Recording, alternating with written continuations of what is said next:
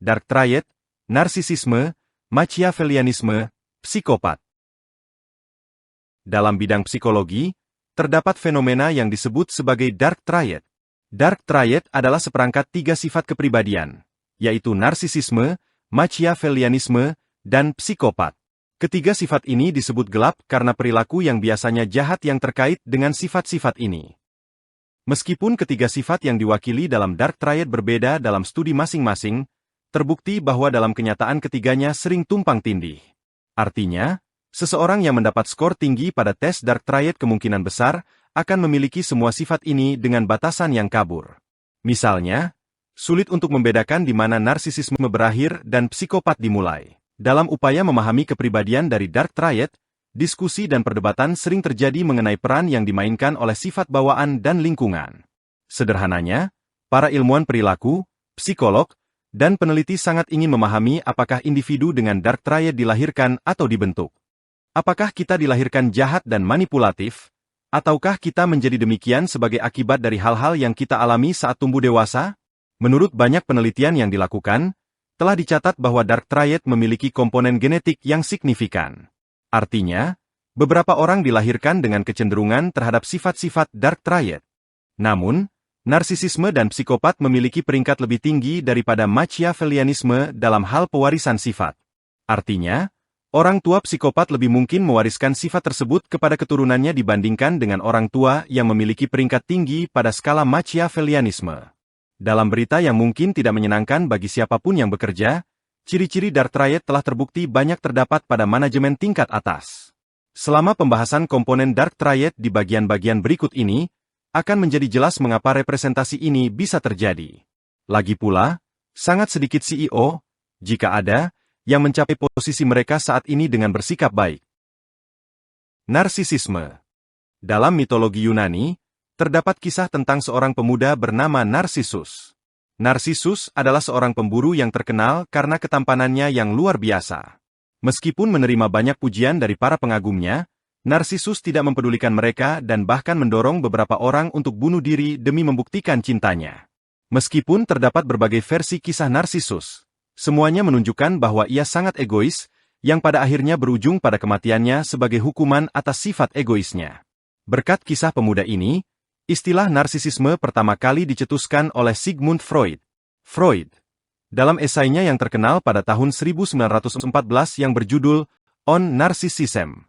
Secara sederhana, narsisisme adalah kekaguman diri yang berlebihan dan obsesif yang dimiliki seseorang terhadap dirinya sendiri dan penampilan fisiknya. Seorang narsisis seringkali mudah dikenali karena tindakan dan keyakinannya dengan mudah mengungkap jati dirinya. Berikut beberapa hal yang perlu diperhatikan. 1. Para narsisis suka merasa superior dan seringkali merasa berhak atas sesuatu. Hubungan normal dan sehat melibatkan timbal balik yang wajar, baik itu hubungan kerja, pribadi, atau bisnis. Para narsisis tidak menganut logika ini. Mereka suka mengambil semua, sementara orang lain memberi semua. Mereka merasa berhak atas hal-hal yang mereka tuntut, bahkan ketika kenyataannya tidak demikian. Narsisis tidak kenal lelah dalam upaya untuk selalu benar dan selalu menjadi pusat perhatian. Di tempat kerja, seorang narsisis tidak akan pernah bertanggung jawab atas kesalahan apapun yang terjadi dalam tim. Setiap kali masalah muncul, narsisis akan mengalihkan kesalahan dari diri mereka sendiri dan menyalahkan pihak lain. Lagi pula, mereka percaya diri bahwa mereka superior dan tidak akan melakukan kesalahan. Jika Anda berkencan dengan seorang narsisis, mereka akan mencoba membuat semuanya hanya tentang diri mereka sendiri. Anda harus makan di tempat yang mereka inginkan, melakukan hal-hal yang mereka inginkan, dan menunda kehidupan Anda untuk membuat mereka bahagia. Mereka tidak akan keberatan melakukan semua hal yang akan ditentang oleh orang normal, karena dalam pikiran mereka, mereka sebenarnya sedang berbuat baik kepada Anda dengan berkencan dengan Anda. Jika Anda menemukan tanda-tanda sifat egois yang ekstrim pada seseorang, kemungkinan besar Anda sedang berurusan dengan seorang narsisis. 2. Para narsisis seringkali merupakan tipe perfeksionis A. Bagi banyak orang, kekurangan dan ketidaksempurnaan adalah bagian normal dari kehidupan. Jika sebuah pesta tidak berjalan sesuai rencana, kebanyakan orang tidak masalah untuk bersantai dan tetap menikmatinya. Namun tidak demikian bagi para narsisis. Bagi seorang narsisis, jika sesuatu tidak sempurna, maka itu tidak berarti apa-apa. Para narsisis mencari kesempurnaan dalam segala hal yang mereka lakukan, karena mereka percaya bahwa mereka sempurna dan oleh karena itu, hanya pantas mendapatkan kesempurnaan. Jika Anda berkencan dengan seorang narsisis, mereka akan menuntut kesempurnaan dari Anda dalam hal cara berpakaian, cara berbicara, jenis teman yang Anda miliki, lingkungan tempat tinggal Anda, dan hampir semua hal. Karena kesempurnaan seringkali sangat sulit didapatkan dalam kehidupan sehari-hari, para narsisis seringkali berakhir sengsara dan frustrasi. 3. Para narsisis memiliki dahaga yang tak terpuaskan akan kendali. Sangat penting untuk selalu siap mengambil alih kendali ketika dibutuhkan. Ini adalah ciri semua pemimpin hebat. Dalam hidup Anda sendiri, memiliki kendali yang sehat atas berbagai aspek sangat membantu. Lagi pula, Anda tidak bisa menjalani hidup tanpa tujuan atau arah yang jelas. Namun, bagi para narsisis, kebutuhan akan kendali lebih mendalam, mereka harus memegang kendali apapun yang terjadi. Ingat kebutuhan mereka yang besar akan kesempurnaan? Nah, para narsisis merasa bahwa mereka harus memegang kendali agar dapat mencapai kesempurnaan ini.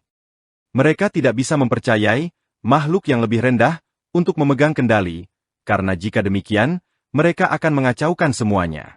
Pasangan narsisis akan ingin mendikte teman-teman mana yang boleh Anda miliki, apakah Anda harus memiliki pekerjaan atau tidak, apakah teman-teman Anda boleh datang ke rumah Anda atau tidak, dan hampir setiap detail kehidupan Anda. Di awal hubungan dengan seorang narsisis, Anda mungkin salah mengartikan kebutuhan akan kendali ini sebagai cinta dan pengabdian yang abadi. Namun, kemudian, Anda akan mulai merasa tidak dipercaya dan tercekik, dan itu akan menandai awal dari akhir. Di tempat kerja, para narsisis senang mengatur setiap aspek pekerjaan karyawan mereka. Seorang supervisor narsistik tidak akan memberi ruang gerak kepada bawahannya, dan akan melakukan segala cara untuk memastikan bahwa dialah yang mengambil semua keputusan. 4. Para narsisis tidak memiliki batasan diri. Batasan Anda adalah pedoman yang telah Anda tetapkan untuk menentukan bagaimana interaksi pribadi Anda akan berlangsung. Batasan menetapkan apa yang dapat diterima dan tidak dapat diterima dalam hidup Anda. Bagi banyak orang, batasan adalah hal yang alami. Misalnya, kebanyakan orang tidak akan menerima penghinaan. Mereka tidak dapat menerima perlakuan tidak hormat seperti itu. Orang normal mampu mengakui batasan dalam kehidupan sehari-hari mereka. Sebaliknya, para narsisis tidak punya waktu untuk hal-hal sepele seperti itu. Seorang narsisis tidak akan ragu untuk mengganggu ruang pribadi Anda, karena mereka percaya mereka berhak berada di sana. Mereka merasa senang melanggar norma dan aturan sosial, karena mereka percaya aturan-aturan ini tidak berlaku bagi mereka, dan tidak ada yang dapat berbuat apapun karena mereka merasa lebih unggul dari orang lain. Bagaimana para narsisis mengendalikan orang lain? Sekarang Anda tahu seperti apa narsisis itu. Anda mungkin bertanya-tanya apa yang dilakukan narsisis dalam hidup Anda untuk mengendalikan Anda. Seberapa sulitkah untuk menyadari ketika seseorang mencoba mengendalikan Anda? Jawabannya adalah, itu bisa sangat sulit, terutama ketika orang ini menyamarkan tindakannya sebagai sekadar ingin melindungi Anda. Kebanyakan narsisis biasanya sangat cerdas dan mampu berbaur dalam kehidupan sehari-hari Anda tanpa menarik perhatian. Mereka juga sangat berbakat dan kreatif, dan ini biasanya akan menjadi daya tarik yang membuat Anda tertarik kepada mereka. Ketika Anda mencari monster dalam wujud narsisis, Anda tidak mencari teman yang berbakat dan sangat kreatif yang selalu memiliki solusi untuk segalanya. Namun, dia satu-satunya narsisis dalam hidup Anda yang hanya peduli pada kemenangan tanpa mempedulikan siapa yang terluka saat memperolehnya. Selain memanfaatkan sifat-sifat mereka yang telah disebutkan tadi sebaik mungkin, para narsisis juga sangat pandai berbohong. Dalam upaya untuk menjadi bintang di setiap penampilan, para narsisis dengan mudah menguasai keterampilan menipu dalam berbagai bentuknya. Penipuan adalah cara narsisis untuk mengalihkan Anda dari kenyataan, sehingga mereka tetap memegang kendali. Bagaimanapun, mereka juga hidup dalam realitas yang diubah di mana mereka sempurna, dan semua orang lain lebih rendah dari mereka. Oleh karena itu, penipuan juga merupakan cara bagi mereka untuk menjerat Anda ke dalam narasi tanpa akhir ini, di mana mereka adalah tokoh utamanya. Machiavellianisme. Niccolò Machiavelli, yang sering disebut sebagai bapak ilmu politik modern, adalah seorang Italia dari periode Renaissance yang memiliki banyak peran. Machiavelli adalah seorang politikus, sejarawan, humanis, penyair, penulis, dan diplomat. Pada tahun 1513, Machiavelli menulis bukunya yang paling terkenal, The Prince. Dalam buku ini, Machiavelli menggambarkan dan mendukung penggunaan cara-cara yang tidak bermoral untuk memperoleh dan mempertahankan kekuasaan politik. Dari karya ini dan dukungannya muncullah istilah Machiavellianisme, yang digunakan untuk merujuk pada tipe pemimpin politik dan taktik yang dijelaskan Machiavelli dalam bukunya. Istilah ini kemudian dipinjam oleh para ahli psikologi untuk menggambarkan sifat kepribadian yang ditandai dengan kurangnya emosi dan keinginan untuk mencapai sesuatu dengan mengorbankan orang lain, baik melalui penipuan, manipulasi, atau mengabaikan aturan kesopanan dan moralitas umum. Secara sederhana, seseorang yang menunjukkan Machiavellianisme bersedia melakukan hampir apapun jika itu berarti menang. Machiavelli adalah alasan mengapa ungkapan, tujuan menghalalkan segala cara, itu ada. Sejak istilah Machiavellianisme diadopsi dalam psikologi, banyak penelitian telah dilakukan untuk menentukan secara tepat apa yang mendorong individu yang mendapat skor tinggi pada tes Machiavellianisme, atau dikenal sebagai Machiavellianisme tinggi. Telah ditemukan bahwa individu dengan skor Machiavellianisme tinggi cenderung menghargai kekuasaan, uang, dan persaingan di atas segalanya. Individu dengan skor Machiavellianisme tinggi memberikan nilai yang sangat rendah pada hal-hal seperti pembangunan komunitas, keluarga, dan bahkan cinta. Sebaliknya, hal ini berlaku bagi mereka yang mendapat skor rendah pada skala Machiavellianisme, atau dikenal sebagai Machiavellianisme rendah. Karakteristik Machiavellianisme tinggi. Orang-orang dengan Machiavellianisme tinggi ada di sekitar kita. Anda mungkin mengenal salah satunya atau bahkan bekerja untuk seseorang dengan Machiavellianisme tinggi di tempat kerja Anda saat ini. Mereka memiliki Machiavellianisme tinggi dan seringkali sukses. Mereka telah bekerja keras dan cerdas untuk berada di posisi mereka sekarang, seringkali tanpa ragu-ragu menginjak kaki orang lain. Jika Anda mengenal seseorang yang sangat sukses dan tampaknya ditakuti oleh semua orang di sekitarnya, maka kemungkinan besar Anda berurusan dengan seseorang dengan Machiavellianisme tinggi. Jadi, apa sebenarnya yang membedakan seseorang yang memiliki skor tinggi pada skala Machiavellianisme? 1. Machiavellianisme tinggi membenci struktur. Struktur datang dengan aturan, dan individu dengan tingkat Machiavellianisme tinggi membenci aturan. Oleh karena itu, mereka juga membenci struktur. Mereka lebih suka dibiarkan sendiri untuk membuat aturan mereka sendiri. Mereka membenci keharusan melakukan sesuatu hanya karena orang lain mengatakan demikian. Aturan tidak masuk akal bagi mereka, dan struktur itu memenjarakan. Oleh karena itu, mereka berkembang di lingkungan di mana mereka tidak terbatas dan bebas untuk sekreatif mungkin. Dalam hal profesi, mereka cenderung lebih menyukai lingkungan bisnis dan menghindari profesi apapun yang melibatkan membantu orang lain. Misalnya, mereka menjadi tenaga penjualan yang sangat efektif karena mereka bersedia berbohong untuk menjual produk jika itu memberi mereka komisi. Seseorang yang memiliki skor rendah pada skala Machiavellianisme merasa bersalah karena menjual omong kosong kepada konsumen. Tidak demikian halnya dengan mereka yang memiliki tingkat Machiavellianisme tinggi. Selama keuntungan berupa bonus dan komisi besar menanti mereka, mereka akan memastikan pelanggan memberikan uang mereka sebagai imbalan atas apapun yang mereka jual. Dengan kata lain, tujuan akan selalu menghalalkan segala cara untuk mencapai Machiavellianisme yang tinggi. 2. Orang dengan Machiavellianisme tinggi sangat oportunis. Sementara orang lain menjalani hidup dengan menikmati keindahan alam dan melakukan hal-hal klise yang membuat orang normal bahagia, orang dengan Machiavellianisme tinggi memandang hidup sebagai permainan di mana mereka harus menang. Mereka menganggap hidup sebagai papan catur raksasa di mana setiap langkah harus membawa Anda lebih dekat ke kemenangan. Karena itu, orang dengan Machiavellianisme tinggi sangat oportunis dan akan memanfaatkan setiap kesempatan yang ada untuk maju. Mereka tidak peduli dengan orang lain di papan catur, karena mereka percaya bahwa hanya ada satu raja sementara yang lain tetap menjadi pion yang digunakan sebagai alat untuk mencapai kekuasaan dan status. 3.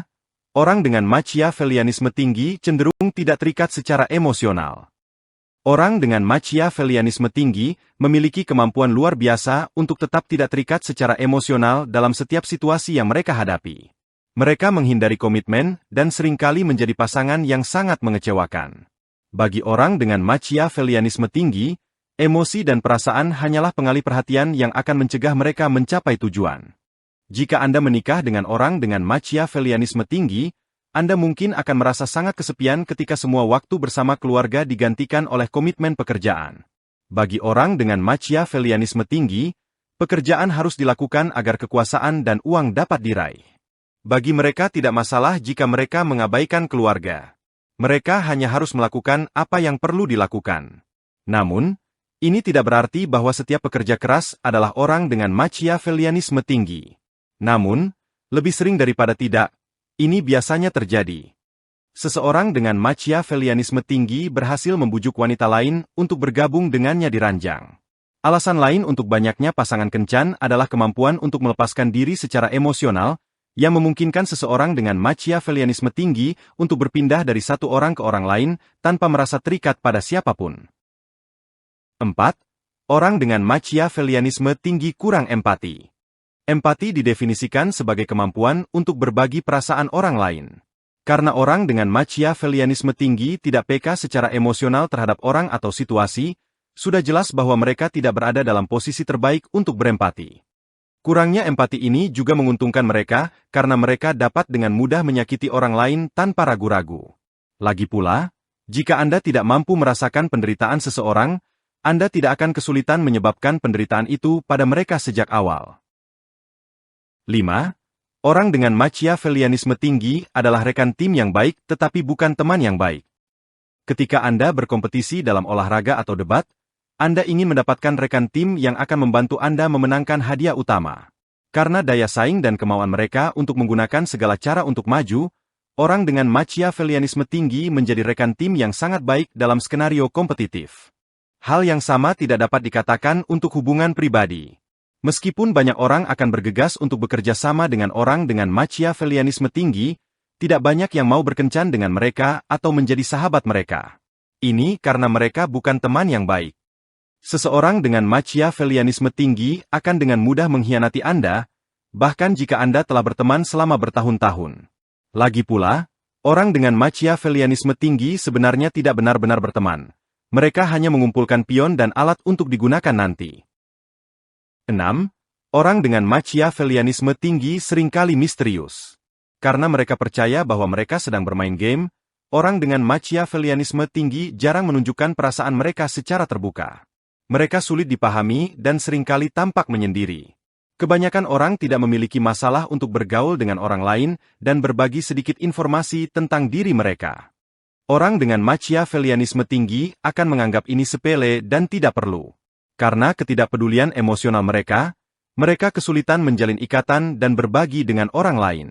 Selain itu, karena mereka percaya bahwa hidup adalah permainan yang harus dimainkan dan dimenangkan, mereka takut membocorkan informasi apapun yang dapat menyebabkan mereka kalah. Karena itu, mereka lebih suka menjaga jarak dengan orang lain daripada membiarkan mereka masuk. Orang dengan Machiavellianisme tinggi juga lebih suka ditakuti daripada dicintai, dan karenanya tidak punya banyak waktu untuk berpegangan tangan dan hal-hal baik lainnya yang diperuntukkan bagi persahabatan.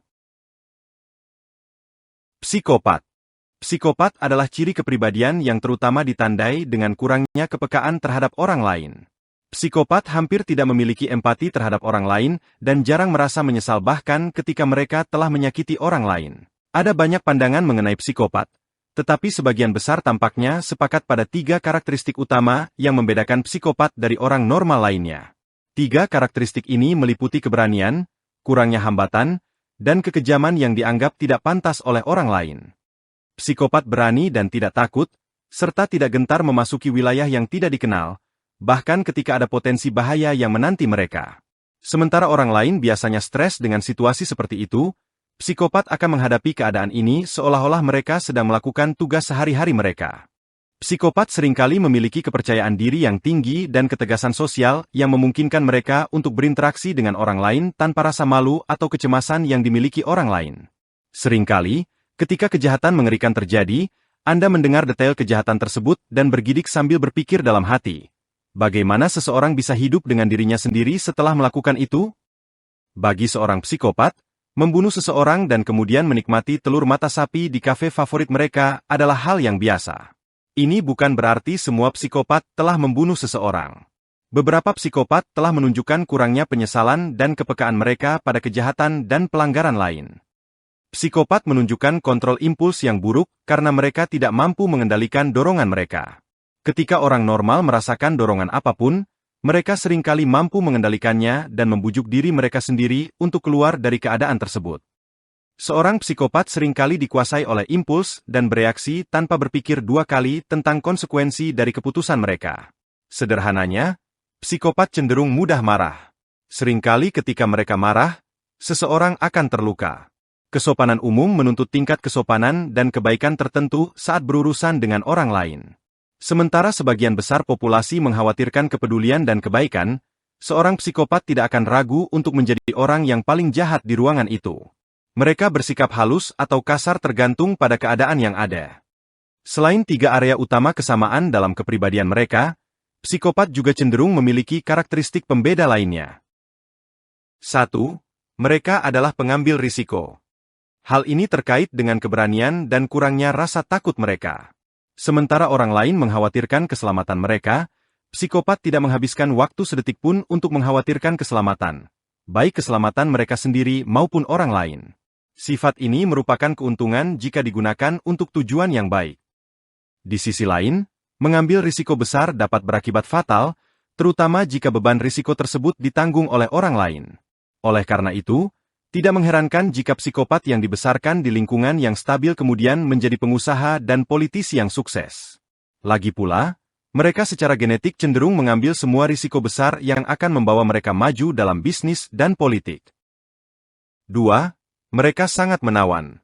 Seorang psikopat akan mengenakan setelan terbaiknya, memasang senyum terbaiknya, dan memberitahu Anda semua yang perlu Anda dengar. Dan Anda tidak akan pernah bisa menebak bahwa Anda mendengarnya dari seorang psikopat.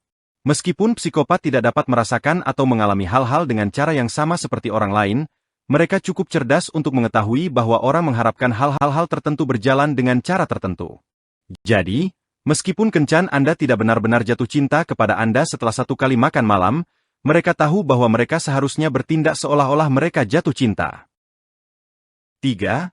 Mereka seringkali tidak memiliki tujuan jangka panjang. Tidak ada yang mengasyikkan tentang tujuan jangka panjang. Setidaknya bagi seorang psikopat. Psikopat hidup untuk sensasi adrenalin sesaat, dan bukan untuk menunggu 10 tahun hingga tujuan terwujud. Si anak nakal abadi yang menolak untuk dewasa, dan tidak mau berkomitmen pada hubungan yang bermakna bisa jadi adalah seorang psikopat yang tidak dapat mengatasi gen yang diwarisinya. Terima kasih telah menyimak.